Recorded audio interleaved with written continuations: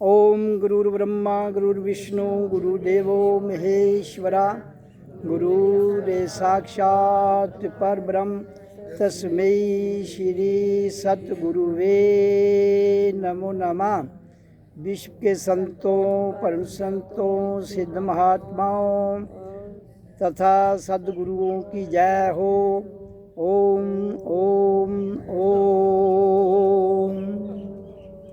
करो शुरू वंदना। वंदना मैं गुरु की, जग के रचाने वाले। करूं वंदना मैं गुरु की, जग के रचाने वाले। ज्योति स्वरूप तुम हो, अंधकार मिटाने वाले। ज्योति स्वरूप तुम हो, अंधकार मिटाने वाले। करूं वंदना मैं गुरु की, जग के रचाने वाले। करूं वंदना मैं गुरु की, जग के रचाने वाले। पट घट के खोल दीने, गुरु ज्ञान हमको देकर। पट घट के खोल दीने, गुरु ज्ञान हमको देकर। करे ध्यान हम तुम्हारा, दुख सुख छुड़ाने वाले। करे ध्यान हम तुम्हारा, दुख से छुड़ाने वाले। करूं वंदना मैं गुरु की, जग के रचाने वाले। करूं वंदना मैं गुरु की, जग के रचाने वाले। सृष्टि सुंदर सजीवी, सिरजी कैसे तुमने। सृष्टि सुंदर सजीवी, सिरजी कैसे तूने। सारे पदार्थ जग में मन को लुभाने वाले। सारे पदार्थ जग में मन को लुभाने वाले। करूं वंदना मैं गुरु की, जग के रचाने वाले। करूं वंदना मैं गुरु की, जग के रचाने वाले। आकाश भूमि भूगर्भ नक्षत्र शशि दिवाकर। आकाश भूमि भूगर्भ नक्षत्र शशि दिवाकर। ये सब के सब है गुरु के महिमा जताने वाले। ये सब के सब है गुरु की महिमा जताने वाले। करूं वंदना मैं गुरु की, जग के रचाने वाले। करूं वंदना मैं गुरु की, जग के रचाने वाले। दुनिया के पाप दोषों से मुक्त बस वही है। दुनिया के पाप दोषों से मुक्त बस यही है। पद कंज में जो तेरे है लो लगाने वाले। पद कंज में जो तेरी है लो लगाने वाले। यद्यपि बहुत कठिन है भव सिंधु पार जाना। यद्यपि बहुत कठिन है भव सिंधु पार जाना। पर कुछ नहीं है जिनको पार कुछ नहीं है चिंता, हो पार लगाने वाले, करूँ वंदना मैं गुरु की, जग के रचाने वाले, करूँ वंदना मैं गुरु की, जग के रचाने वाले। दिया ज्ञान नेत्र तुमने, दिव्य ज्योति, दिया ज्ञान नेत्र तुमने, त्रिपुटी में दिव्य ज्योति, सतगुरु रूप में हो ब्रह्म ज्ञान कराने वाले, सतगुरु रूप में हो ब्रह्म ज्ञान कराने वाले, करूँ वंदना मैं गुरु की, जग के रचाने वाले। मैं हूँ शरण में तेरी, अब क्या है नाथ तेरी, मैं हूँ शरण में तेरी, अब क्या है नाथ तेरी, भक्ति को अपनी दे दो, सतमार्ग दिखाने वाले, भक्ति को अपनी दे दो, सतमार्ग दिखाने वाले, करूँ वंदना मैं गुरु की, जग के रचाने वाले, करूँ वंदना मैं गुरु की, जग के रचाने वाले। ज्योति स्वरूप तुम हो, अंधकार मिटाने वाले, ज्योति स्वरूप तुम हो, अंधकार मिटाने वाले, करूँ वंदना मैं गुरु की, जग के रचाने वाले, करूँ वंदना मैं गुरु की, जग के रचाने वाले।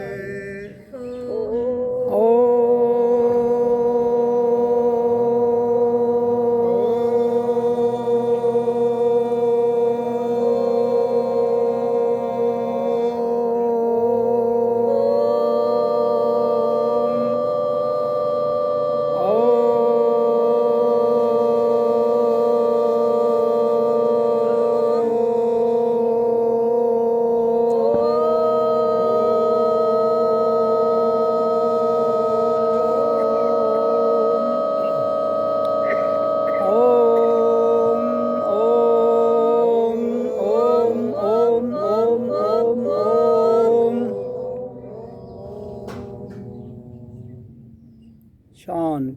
अब ध्यान से वाणी को सुनिए।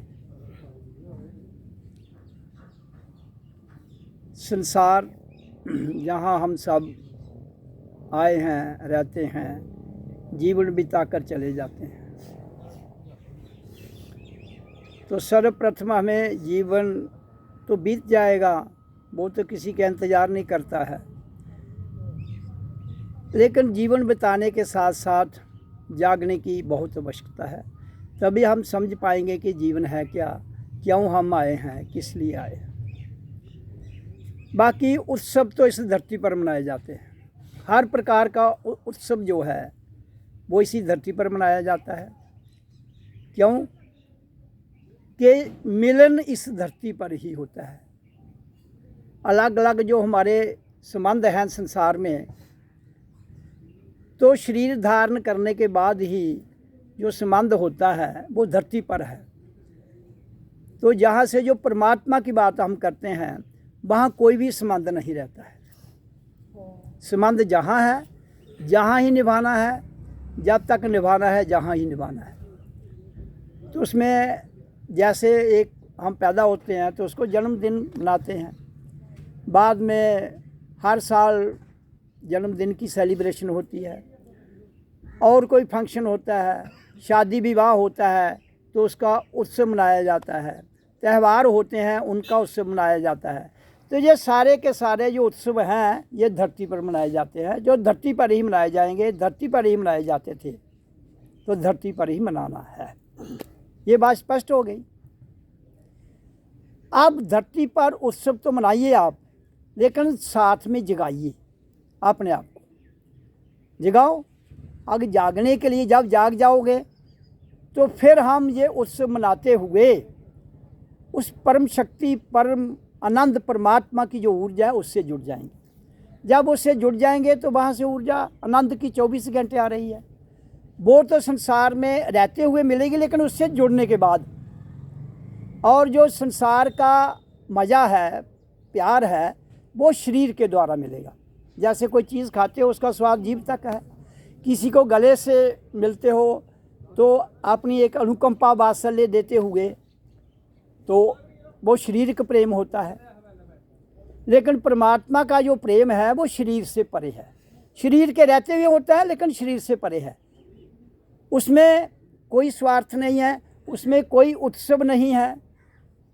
वो केवल मात्र जब हम जाग जाएं तब संभव होता है। जब तक नहीं जागें तब तक वो संभव नहीं है। उसी के लिए जागना है, सत्संग में आना है।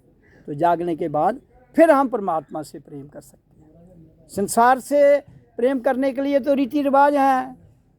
माँ बाप करते हैं, आप भी सीख जाते हो। माँ बाप भाषा बोलते हैं, आप भी बोल लेते हो। संसार बोलता है, सीख जाते हो, बोल लेते हो। लेकिन उसकी भाषा कोई नहीं है।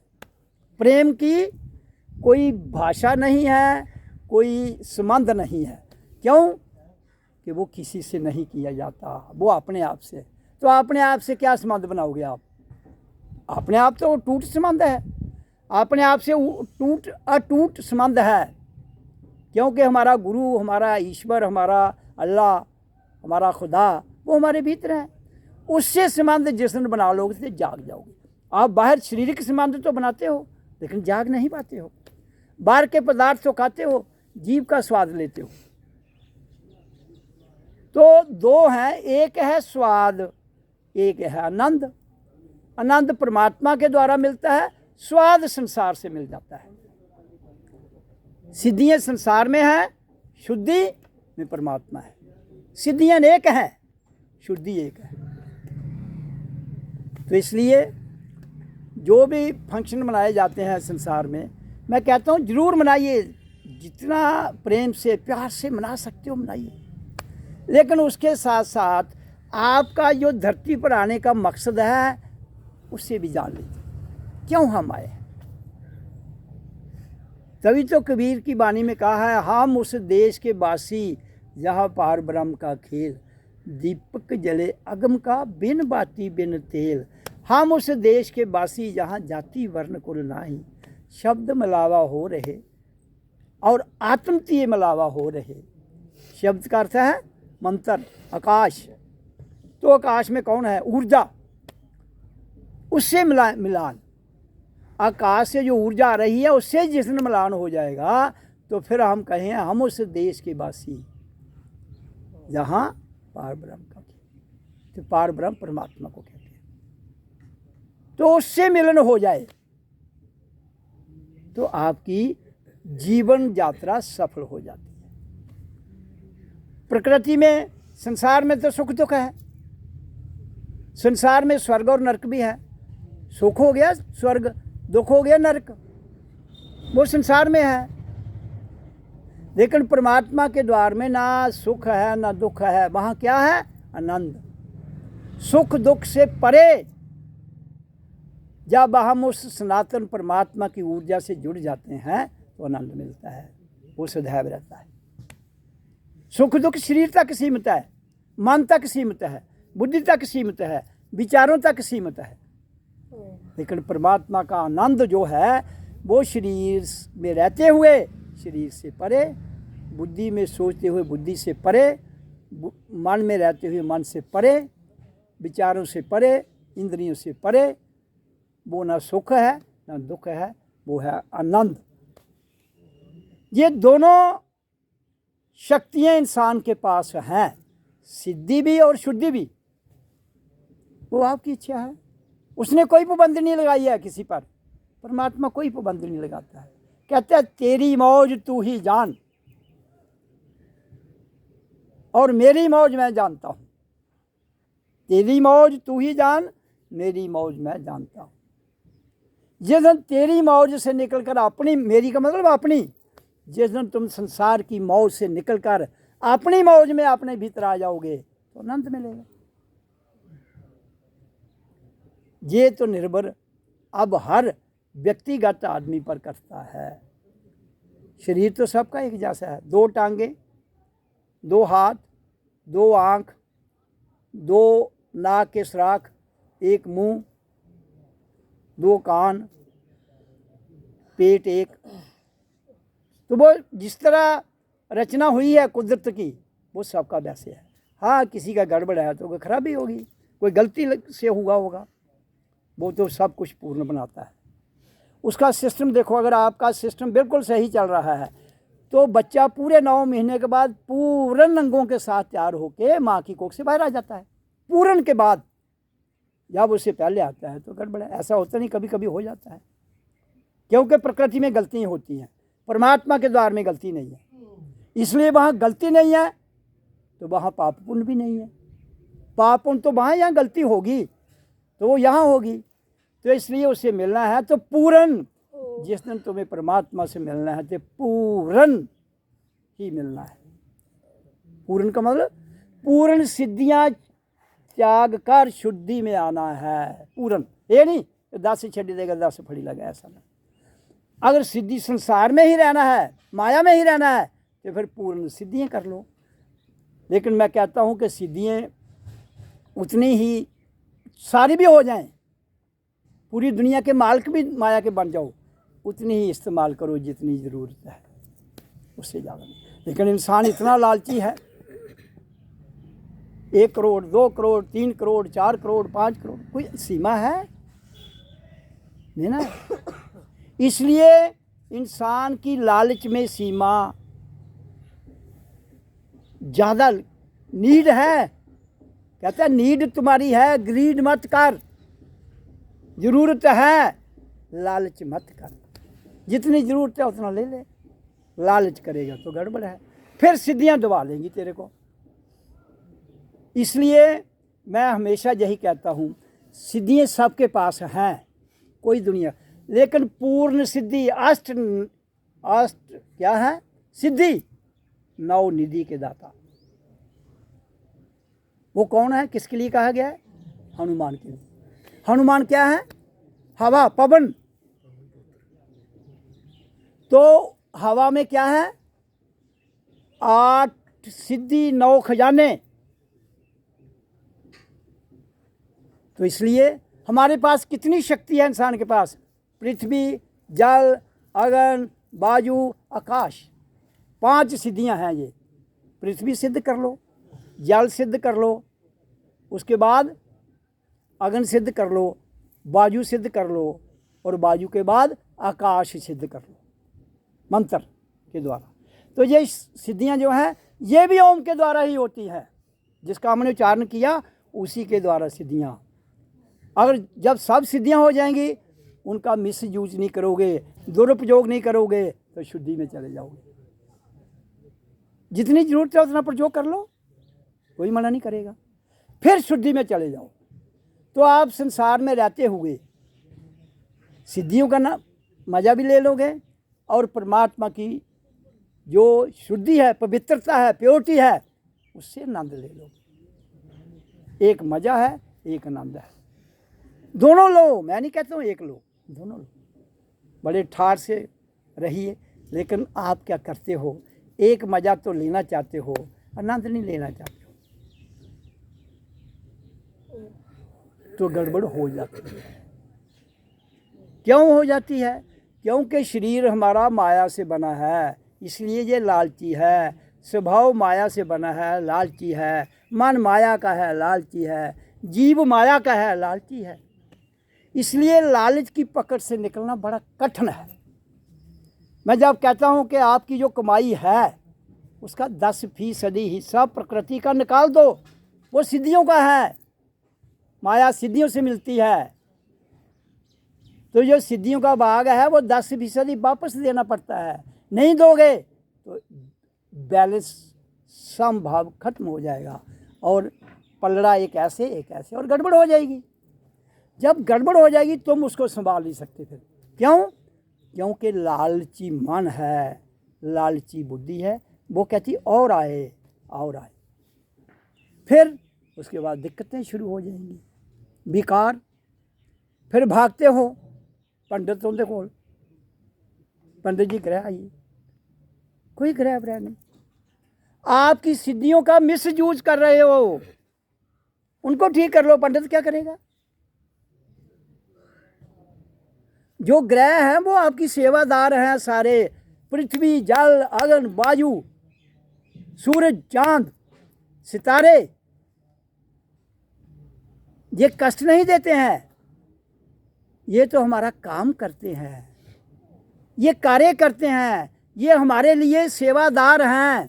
लेकिन आप उनकी सेवा का गलत इस्तेमाल करते हो। फिर पंडित कहता है तुम्हें फलाना ग्रह, डॉक्टर को जाके उन्हें आखना तो फलाना नुक्स है। भाई नुक्स ना पंडित कर रहा है ना डॉक्टर कर रहा है, नुक्स तो तुम अपना बैलेंस खराब करके।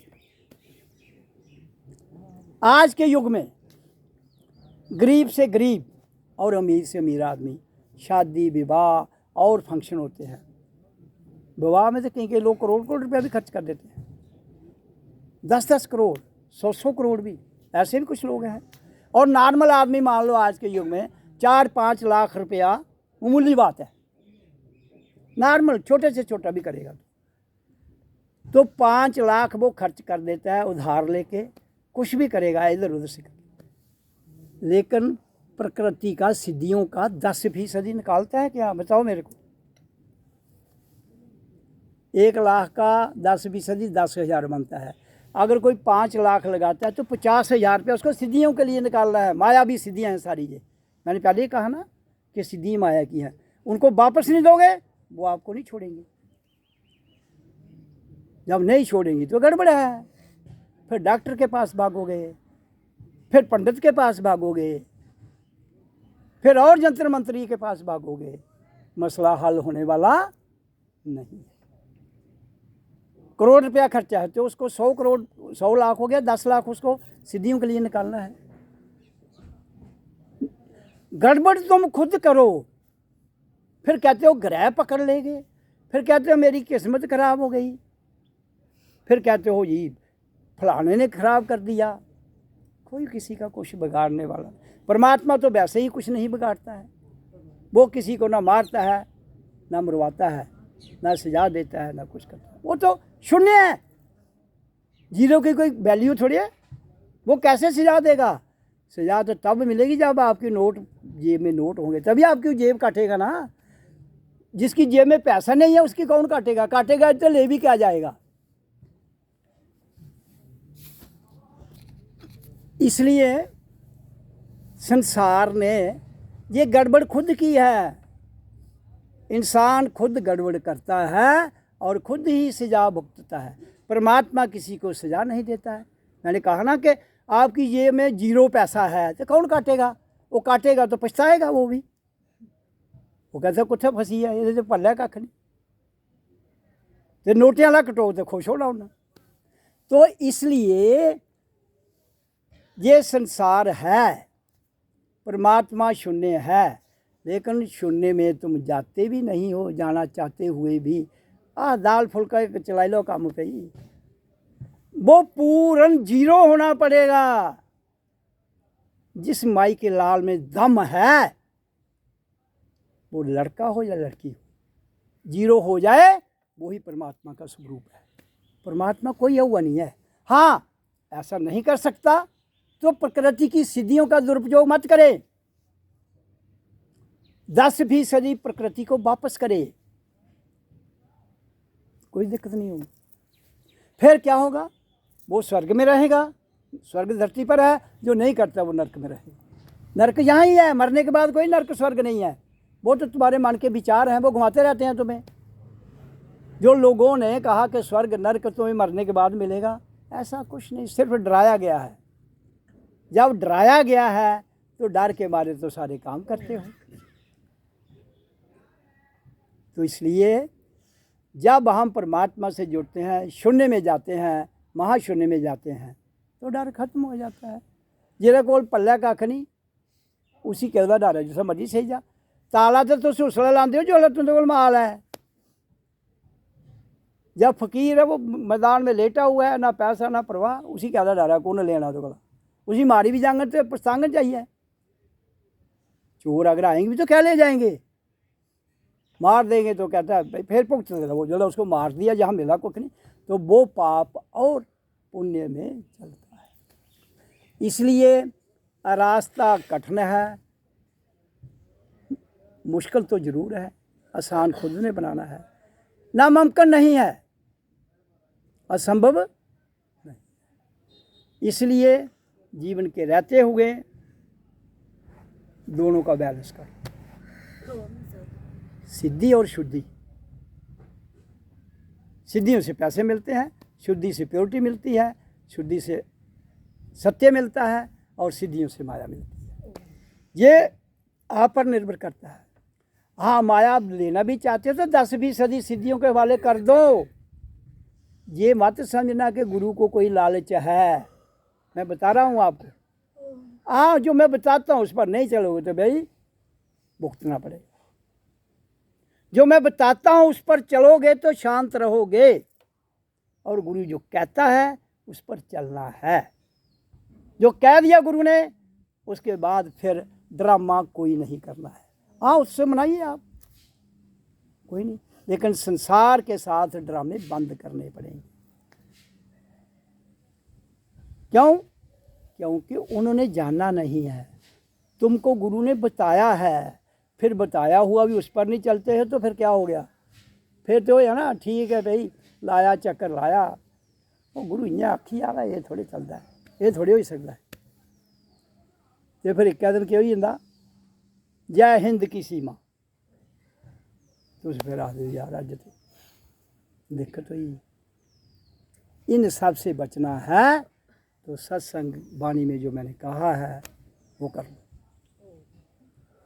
शादी एक छोड़िए 2 करो, 3 करो, 4 करो, 5 करो, 16,000 करो, दाम है ते ये पल्ला कख नहीं। फिर जगन्नाथ तक पल्ला नहीं फकते जगन्नाथ तक। तो इसलिए जान लो, मेरी बात को समझ लो, जो मर्जी बनाओ आप। एक इसलिए उच्चारण करवाता हूँ, इतना ही काफ़ी है जो बता दिया। तो फिर संत विजय जी भी कुछ आपको बता देंगे। ओ